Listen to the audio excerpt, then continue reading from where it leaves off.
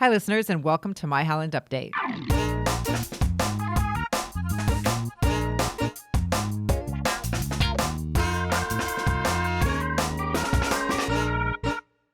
I'm Marianne Manderfield, Public Information Coordinator for the city, and today our guest is our City Manager, Keith Van Beek. Hi, Keith.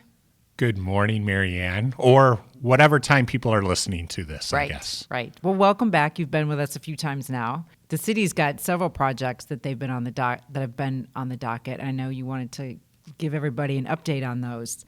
But the first project that's been in the news quite a bit and has been very popular has been the 10th Street Reconstruction Project.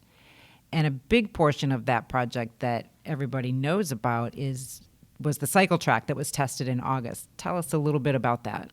Yeah, that was a big project, and I actually think of it as being one of those really positive city engagement, civic engagement type things. So we had a demonstration project on 10th Street running all the way from Holland Park, getting through the Hope College campus. Right. Mm-hmm. And we wanted to put that cycle track out there just to do exactly what it did. Get a lot of feedback and sometimes some pretty passionate views from our public. Right. It did that where we had people all along the spectrum that loved it, that really didn't love it at all. And it was connected to 10th Street being next year a very big reconstruction project that we have, including utilities and a road reconstruction. So we had identified next year as being the year that we wanted council to make a decision as to what type of non-motorized element or not that we were going to put on 10th Street. Okay. Because there was a couple public meetings, there was places that people could comment and give their feedback, and you're right, there was quite a bit of feedback. And so there was several options presented to council for that, right? Yes. What did they end up deciding? Yeah, so what we did is from a staff perspective, we always feel in the end that we are going to make a staff recommendation. So we went through the entire process, and in the end, staff made a recommendation that we did not go with the full cycle track. Okay. That cross section, a technical term of how we say, like, what is the road going to look like when we put it back in? Sure. In order to have a cycle track out there, it is a little bit wider, and that would have impacted many trees in the stretch of road that we were talking about. Right. And staff in the end, just when we took a look at that, we decided that was not a recommendation that we felt was appropriate. What we were trying to do is balance the feedback that we heard from the community that said we want some type of non-motorized element from some in the community. Sure. But yet a lot of the neighbors were concerned about trees, and they were concerned about a loss of parking, on-street parking that they had in some of these neighborhoods. Right. Because the full-on cycle track would have required it to be quite a bit wider. Yeah, it would have required it to be wider, and in these cases, even 3 feet makes quite a bit of difference. Mm-hmm. So ultimately, council took the staff recommendation and made a few more tweaks to it. So the final thing that we are moving forward with is that there will be a bike lane similar to what you see in other parts of the city. Okay. And that bike lane is dedicated along the east portion of the project. Okay. And then the last 3 blocks along to the west from Holland Park and then the 3 blocks in, it's actually a different type of bike lane. It's called a sharrow, which basically means it's a bike lane that's going to share travel lanes with the traveling public. And what that does is that retain the ability to have on-street parking on both sides of 10th Street in those specific 3 blocks. Okay, because that was a big concern for a lot of people, especially those residents along 10th Street. Yeah, what we talked about and what the conversation I think that council had is that every once in a while you have big priorities of council that every once in a while they run up against each other, if you would. Sure. So we had a priority of council to have more non-motorized transportation options in our community. And then we had a desire to really retain neighborhoods, and this was kind of the compromise that council came up with. So that is what we're proceeding with, and we think it'll be a big year along 10th Street. We've had some of those in the recent this year and last year. And 10th Street will definitely be dug up next year for those utilities. The non-motorized element in the end is really just, the paint that we put down at the end for these dedicated bike lanes. Sure. So this will kick off next spring? Yeah, so the engineering will go on through the fall and winter, and then the bidding process goes out. Next spring and summer, there's going to be a lot of activity on 10th Street. Another project that has gotten quite a bit of attention recently was the purchase of the Model 3 Tesla for the detectives unit. And that was really part of a broader project, which is the alternative fuel vehicle and equipment purchasing policy that was just passed by the Board of Public Works, and it's on City Council's agenda, right? Yeah, that policy, that's a mouthful, isn't it? All of that. It is. But the Tesla was a pilot as part of this purchasing policy. So tell us a little bit about that. Yeah, so broadly what we're trying to do is I hope the listeners know that we have a community energy policy here in the city. And one of the specific things that's been handed down to that is taking a look at the vehicles and the other equipment that we have. And we're in the process of adopting this policy, which really says we're going to try to use alternative fuel and alternative vehicles as much as we can to have the least impact on our carbon footprint. So sometimes there's operational issues. Right. For example, I'm not aware that there's a electric aerial fire truck available yet. So there's some things operationally where we still have, there's just not opportunities. But we viewed that this Model 3 Tesla is a pilot. So what we're doing is we have made the conscious choice to buy a more expensive vehicle up front, and we want to see how it meets our operational needs. And then we're also going to measure the other returns. We're not buying gas, right? We're buying electricity. Right. We want to see how the maintenance on the vehicle works. There aren't any local Tesla dealers, so there's a lot more transportation involved with all those things. But we got to the point where we really believe that this was a viable pilot project that we wanted to invest in. And yeah, it got a lot of attention, and I think it was really positive attention that we're trying to do the right things with our footprint. But this is also something that we thought met our operational needs also. So we're excited to give it a try. Yeah, it'll be interesting to see where in a year, 2 years, where we come out on that. Because the BPW is doing something very similar with the purchase of a hybrid bucket truck, right? Yeah.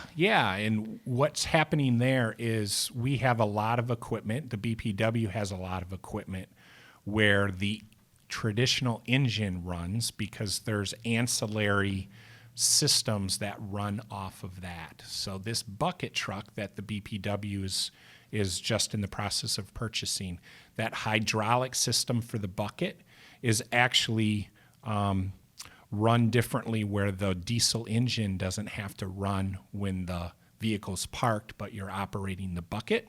Okay. And that's a local system, local company that we're examining that with right now.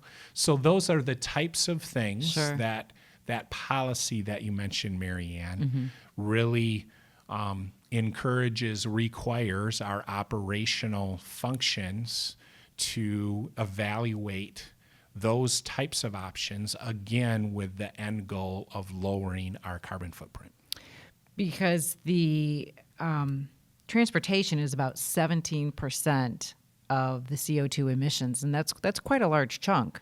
Yeah, and where we get that number from is when we take a look at doing the large calculation of our carbon footprint as a larger community. We use some partners that know how to do those calculations. You put numbers in the front. And yeah, 17% of our carbon footprint is from the transportation sector. Most of that transportation sector is really outside of the control, if you would, of the city or the BPW, of course. But when we take a look at our own fleets, we wanted to be a leader in that. So that is why that you see these two projects in particular taking a step in that direction, so we can be part of the solution and really maybe drive that thinking for other people in the community. Sure. In keeping talking about the community energy plan, which you had mentioned covers a 40-year period, which is a long time, Council has recognized that in order to keep that alive and moving forward, there needs to be some operational structures in place. And two of those that they have identified are committees. And one of the committees is the Strategic Development Committee that is just starting to reconvene for a second time. So tell us a little bit about that and who's on that committee or how that committee is formed. Yeah, and the analogy I like to use there, Marianne, is every once in a while you hear about, oh, there's a government or a business agency, or guilty of these too, where you do a study and then that document, that study sits up on a shelf somewhere and collects dust and nothing happens with it. And Council, I think, made a really good decision right up front with the community energy plan, where not only do you have the big plan with the 40-year goal, but what we have is a strategic development team, and it's a specific group of BPW, city, and community people that are appointed, and they take a look at that 40-year horizon, not as a 40-year timeline, but specifically they're taking a look at 3 to 5 year time implements. Okay.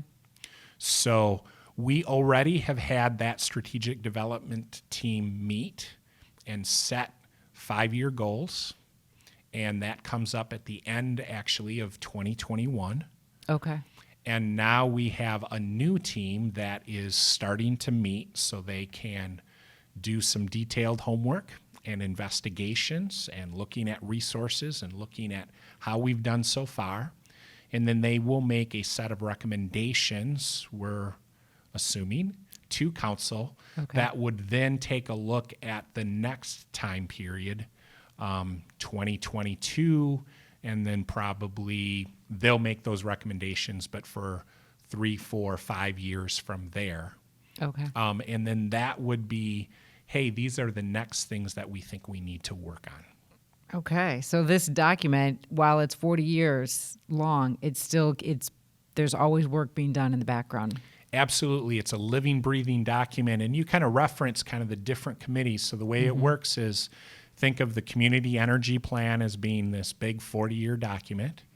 And then that strategic development team talking about, okay, what should we focus on in 5-year increments, if you would.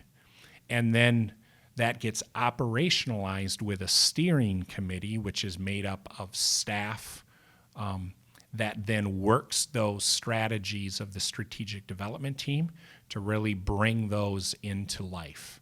And in fact, that policy that we talked about just momentarily, Marianne, that was one of the recommendations of the strategic development team this last time. Okay. And that's why you see staff bringing that project forward now, because it was recommended last time by the SDT. Well, thank you, Keith. Our longtime finance director, Tim Vogley, is going to be retiring at the end of the year. And one of the things that Tim also handled was economic development items for the city. So to fill that void, the city is contracting with Ryan Kilpatrick, who's the director for Housing Next. Tell us a little bit about some of the things that Ryan is going to be working on. Yeah, so what we did there is Tim's just done a fantastic job for the city. And he stepped into some economic development incentive programs type things. when we had the Great Recession. Historically, that's been a position that was an assistant city manager level position here at the city. We had that program to be a full-time job here in the budget this year, but with the great uncertainties around the COVID pandemic, Right. and quite frankly, some concerns that we have about city revenues in future years, Okay. we just didn't want to commit to the full-time pay and benefits of a brand new position. We have a replacement for Tim Vogley. Lynn McCammon has come and joined us as the finance director. But we were really looking for someone with some dedicated time and also background in economic incentives here in the state. And that's where the opportunity with Ryan Kilpatrick came in. So our agreement is with actually Ottawa County United Way / Housing Next, which is the employer for Ryan. Okay. So the agreement is with those organizations. Okay. But what Ryan's going to do is he's going to be able to come in on a contractual basis.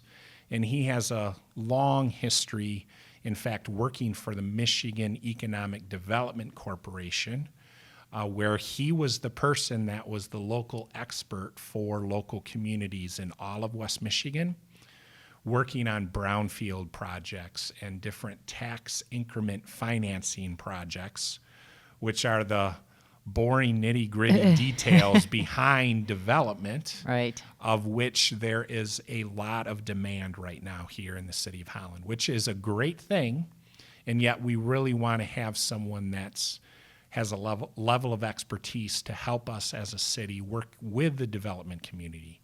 So that's why we're bringing Ryan aboard. We think that it fits the need, but it also isn't making that investment in salary and benefits right now that we're a little bit cautious about with the ongoing COVID pandemic and what that's going to mean for our revenues in future years. All right. Well, thank you, Keith. So follow us on social media, Facebook, Twitter, Instagram. We do have a monthly newsletter. Keep up with us on city council meetings. And until next month, this has been My Holland Update.